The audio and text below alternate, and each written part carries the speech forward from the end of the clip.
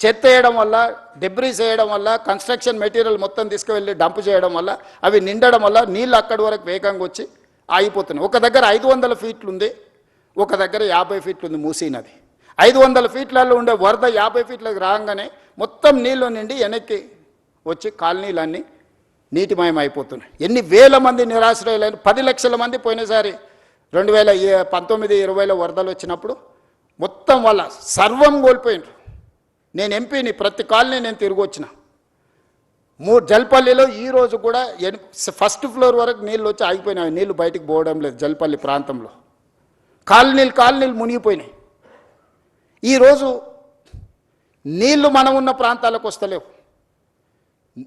నీళ్లున్న ప్రాంతాన్ని మనం పోవడం వల్ల వాటికి దారి తెలవక అవి మన దగ్గరకు వస్తున్నాయి. నీళ్లుండే ప్రాంతాన్ని నీళ్లకు వదిలేస్తే నీళ్లు మన దగ్గరికి ఎందుకు వస్తాయి?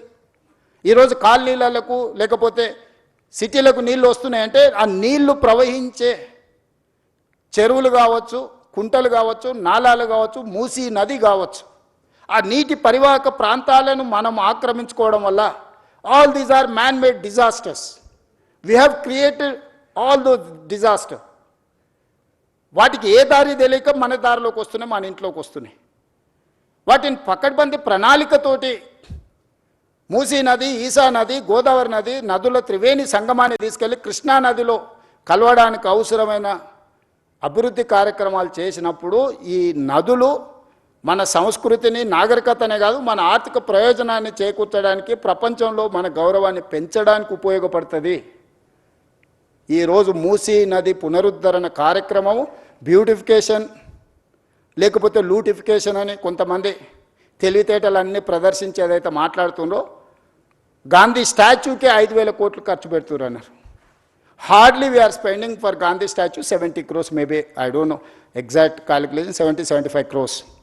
They have spent 220 crores for Ambedkar statue. We have not opposed for that. Yes, we need Ambedkar ideology. At the same time, we need Gandhian ideology. Yes, conquer one country without any violence, with peace. He won one war. ప్రపంచంలో ఒక యుద్ధాన్ని శాంతితోని గెలవచ్చని ప్రపంచానికి గొప్ప సందేశం ఇచ్చిన వ్యక్తి ఎవరంటే మహాత్మా గాంధీ. ఒక దేశం యొక్క స్వతంత్రాన్ని శాంతి ద్వారా సాధించిన వాళ్ళు ఈ భూమి మీదనే పుట్టలేదు ఇంతవరకు. ఈ ప్రపంచంలో ఎవరికీ అంత గొప్ప చరిత్ర లేదు. 30 సంవత్సరాలు బ్రిటిషర్స్కి వ్యతిరేకంగా పోరాటం చేస్తే గాంధీ మీద కూడా లాఠీ ఎత్తలే. కానీ స్వతంత్రం వచ్చిన 6-7 నెలలనే కొంతమంది బుల్లెట్తో పొట్టన పెట్టుకున్నారు గాంధీని. వాళ్ళు కూడా నీతులు చెప్తారు, ఇంకా నేనేం చెప్పాలి? అందుకే ఈరోజు మీ అందరికీ నా విజ్ఞప్తి ఒకటే, ముందుకెళ్ళడానికి సూచన చేయండి. ఏ పేదవాడికి అన్యాయం జరగని, ఏ పేదవాడిని నిరాశ్రయం చేయం. ఈ ప్రభుత్వం పేదలకు ఇబ్బంది కలిగించడానికి, ఈ ప్రభుత్వం పేదలకు నష్టం కలిగించడానికి, లేకపోతే ఈ ప్రభుత్వం కొంతమంది రియల్ ఎస్టేట్ సంస్థలతో ఆర్థిక ప్రయోజనాల కోసం పనిచేయడం లేదు. ఈ ప్రభుత్వం మన నగరాన్ని, మన రాష్ట్రాన్ని గొప్ప అభివృద్ధి చెందిన నగరంగా, గొప్ప ఆర్థిక రాష్ట్రంగా నిలబెట్టాలనుకుంటున్నాము. ఇందులో మనం అందరం భాగస్వాములము. ఈరోజు మనం చేయబోయే పని 100 సంవత్సరాల క్రితం నిజాం చేసిన పనుల్ని ఈరోజు మనం ఆస్వాదిస్తున్నాము. ఈరోజు మనకు తాగడానికి నీళ్ళంటే గండిపేట వైపు చూడాలి, హిమాయత్ సాగర్ వైపు చూడాలి. పిల్లలు పర్యాటక క్షేత్రానికి వెళ్ళాలనుకుంటే గండిపేట హిమాయత్ సాగర్ దగ్గరికి వెళ్ళాలి. 100 సంవత్సరాల క్రితం వారసత్వ సంపదను నిజాం అందించిన కాబట్టి చార్మినార్ చూడడానికి వెళ్తున్నాము. అంతకంటే ముందున్న గోల్కొండ దగ్గరికి వెళ్తున్నాము.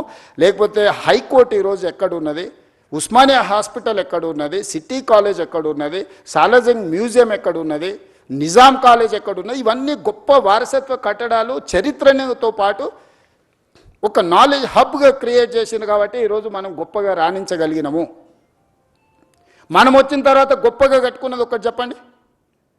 75 సంవత్సరాల స్వతంత్ర భారతంలో అద్భుతమైన కట్టడం, చరిత్రలో మనకు పేరు తెచ్చిపెట్టగలిగిన